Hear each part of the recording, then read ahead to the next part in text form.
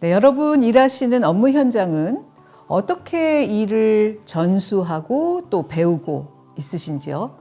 이 매뉴얼이 잘 마련되어 있어서 직접적인 인수인계 없이도 연속성이 잘 유지되는지, 어쩌면 또 매뉴얼이나 체크리스트로 커버할 수 없는 업무들, 그러니까 경험과 판단력으로 처리해야 하는 업무가 주가 되는 그런 조직에서 일하고 계실 수도 있겠습니다. 자, 그렇다면 일의 특성상 1:1 도제식이 일을 전수하고 배우는데 더 효과적인가요? 어떻게 하니까 좋은 결과물이 나오고 또 그렇지 않은지 가까이에서 보면서 눈치껏 배우는 게 익숙했던 그런 시절이 있었습니다. 하지만 최근 조직의 다수인 MZ세대는 좀 다릅니다. 마치 인터넷 강의, 인강으로 입시를 준비하듯이 귀에 쏙쏙 들어오는 지식을 원합니다. 어느 쪽이든 적어도 이 구성원 각자의 노하우가 쌓이지 않아서 일 잘하는 직원이 갑자기 퇴사라도 하면 그 직원의 업무 노하우까지 다 사라져버릴 지경이다. 이런 일은 없어야 되겠죠. 자, 지금부터 제가 보여드리는 다음의 항목을 같이 하나하나 보시면서 혹시 여러분의 조직이 해당되는지 살펴보시면 좋겠습니다. 첫째, 우리 조직은 국내외 여러 곳에 사무실이 퍼져 있어서 업무의 공유나 의사소통이 어렵다. 자, 두 번째, 우리는 표준화가 된 언어와 도구로 작업을 수행할 필요가 있다. 자, 세 번째, 또 이미 존재하고 있는 지식과 경험을 효과적으로 전달하고 공유하며 지속적으로 축적해야 할 필요가 있다. 자, 네 번째, 직원들의 이직률이 높고 이에 따라서 지식이나 경험의 계속성을 유지할 필요성이 있다. 자, 다섯 번째, 우리는 전문 지식을 공유하고 일관된 품질을 전달해야만 하는 전문가 집단이다. 자, 여섯 번째, 전문가 그룹 간의 지속적인 의견 교환이나 첨단 기술 지식의 계속적인 갱신이 쉽지 않다.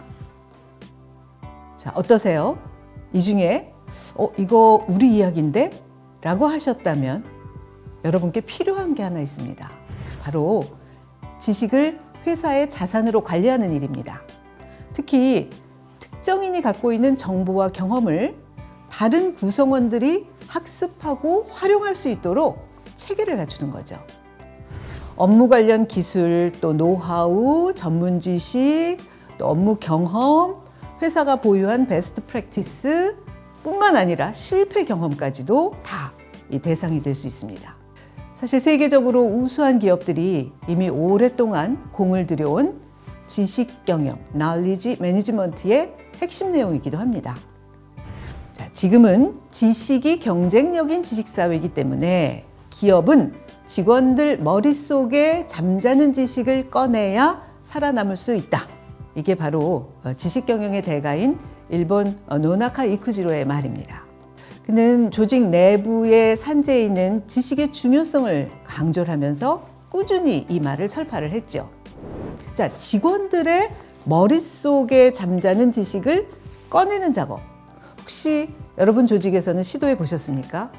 지식은 크게 암묵지와 형식지 이렇게 둘로 나뉩니다.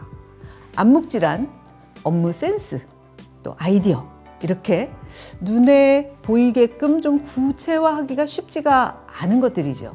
그러다 보니까 또 공유하기 어려운 지식이기도 합니다. 반면에 형식지는 이미 눈에 보이게 정리된 그런 지식의 형태를 말합니다. 자, 앞에 말씀드린 이 직원들의 머릿속에 잠자고 있는 지식이 바로 암묵지입니다. 눈에 보이지 않는 암묵지를 눈에 보이는 형식지로 바꿔야 다른 구성원들과 공유를 할 수 있겠죠. 함께 자라기라는 책의 저자인 김창준 씨가요, 아주 흥미로운 의료계 연구를 인용을 했더라고요. 전문가가 특정 수술법을 학생에게 가르칠 때 필요한 것에 불과 30%만 가르쳐 놓고 나는 다 가르쳤다 이렇게 생각한다는 겁니다. 실제로 아주 간단한 수술을 할 때도 필요한 지식이 여러 가지가 있다는 거죠. 예를 들어 기초가 되는 의료적 지식이 필요하고요. 또 절개를 하고 봉합을 하고 이렇게 행동 단계에 대한 지식이 필요하고, 또 이럴 땐 어떻게 하지 하는 의사 결정을 할 때 필요한 지식이 있고요. 이런 식으로 수술을 할 때 필요한 모든 지식이 100개다 라고 한다면 그 수술법을 학생들에게 가르칠 때는 한 70개 정도는 가르치지 않는다라는 분석이 거듭해서 나온 거죠. 아주 잘 가르친다고 그 능력을 공식적으로 인정받은 의사도 마찬가지였고요.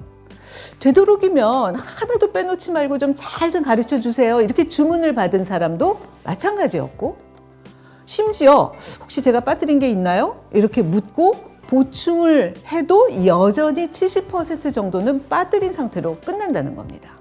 자신의 안목질을 끄집어내서 형식지로 만들고 자신의 것을 다른 사람에게 가르쳐 주는 게 그렇게 쉬운 일이 아니라는 하나의 반증입니다. 그래서 이 방법론을 좀 체계적으로 배울 필요가 있습니다. 그래서 저희 피플앤비즈니스는요, 지식 커뮤니케이터 과정을 개발하게 됐습니다. 자신의 업무 지식과 경험을 다른 구성원들에게 공유할 수 있는 그런 역량을 키워주는 과정입니다. 한 단계 한 단계 따라가면서 연습과 과제를 수행하다 보면 마지막에는 자신의 업무 지식을 동영상에 담아서 남기게 되고요. 또 실제 구성원을 앞에 놓고 전파 교육을 실행하는 그런 단계에 도달하게 됩니다. 자, 업무와 관련한 나의 전문성을 지식으로 만드는 절차를 좀 간단히 소개를 해드려 보겠습니다. 자, 일단 가장 먼저 할 일은요, 업무 결과물의 상태를 상세하게 기술하는 겁니다. 최고의 아웃풋이 갖춰야 하는 모습을 명확하게 정리하면 그 결과물에 이르는 방법도 더 잘 구체화할 수 있기 때문이죠. 자, 그 다음으로 결과가 나오기까지의 절차를 최대한 잘게 쪼개서 정리를 하는 겁니다. 그렇게 하면 설명하지 못했던 부분도 설명이 가능해질 수 있습니다. 자, 마지막으로 절차별로 필요한 팁을 또 기술하는 거죠. 이런 활동을 위해서 자료를 쫙 나열하고 다시 그걸 분류하고 재배치하고 뭐라 그럴까요? 생각 정리 방법, 이것을 기본기로 먼저 익힙니다. 자, 이게 첫 번째 학습 단위입니다. 그 다음에 내가 준비한 지식을 다른 사람이 잘 이해할 수 있도록 가공하는 방법을 또 배우죠. 이게 두 번째 학습 단위입니다. 이때 그러니까 내가 전파할 이 지식 자산, 널리지 캐피탈의 컨텐츠가 만들어지게 되는 거죠. 마지막으로 이 만들어진 컨텐츠를 어떻게 효과적으로 전달하는가, 이것까지 배우게 됩니다.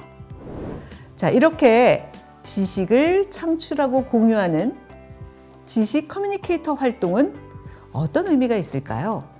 먼저 이 구성원들은 조직 내에 이 공식적인 자산이 된 그 지식을 활용해서 자신의 업무 경쟁력을 향상시키는 데 도움을 받겠지요. 또 이게 모이면 결국 우리 회사의 경쟁력이 될 거고요. 조금 더 이 직접적인 이 교육의 효과 따로 조금 더 살펴보겠습니다. 첫 번째, 지식 커뮤니케이터 활동을 하면 구성원이 확실하게 업무적으로 성장합니다. 왜냐하면 업무를 가르친다는 거는요, 업무를 배우거나 업무를 수행하는 것보다 훨씬 고도의 지적 활동이기 때문입니다. 뇌과학자들이요, 이런 흥미로운 설명을 하고 있습니다. 즉, 배울 때와 가르칠 때 뇌가 다르게 반응한다는 겁니다. 그러니까 배울 때는 좀 수동적이죠. 그래서 지식을 입력을 받는 상태이기 때문에 깊이 있게 사고하는 것보다는 이런 새로운 지식을 기억하려는 쪽에 집중을 하고요. 반면에 가르칠 때는 자신이 아는 정보를 다른 사람에게 전달하는 게 목적이니까 내가 100% 이해하지 못했다, 이런 생각이 들면 더 이상 설명을 할 수 없게 된다는 겁니다. 자, 그래서 확실하게 완벽하게 자신의 지식을 이해하려고 노력하게 됩니다. 즉, 이 지식 커뮤니케이터 활동을 통해서 자기 업무와 관련해 전문성이 한 차원 업그레이드가 됩니다. 그래서 지식 커뮤니케이터 과정은 가장 확실한 사람을 키우는 과정입니다. 자, 두 번째는요, 리더십 역량도 키워줍니다. 리더에게 가장 필요한 이 커뮤니케이션 역량이 전반적으로 향상되게 되죠. 정보와 지식을 가공하면서 분석력, 논리력 훈련을 하게 되고요. 또 이를 잘 전달할 수 있도록 자신의 소통 역량에 대해서 코칭을 받게 되고요. 자, 세 번째는 지식 커뮤니케이터 활동을 통해서 구성원이 내가 몸담고 있는 조직에 더 열의를 갖고 더 참여하고 더 몰입할 수 있게 됩니다. 왠지 아시죠? 사람은 내가 배우고 가르칠 때 공동체 의식을 갖는다고 하기 때문입니다. 자, 지식 공유는 구성원의 개인의 업무 능력을 향상시키고 조직의 생산성을 또 향상시킬 수 있는, 즉 두 마리 토끼를 잡는 활동입니다. 우리 회사에서 이러한 지식 공유를 이끌 지식 커뮤니케이터를 양성해 보시기 바랍니다.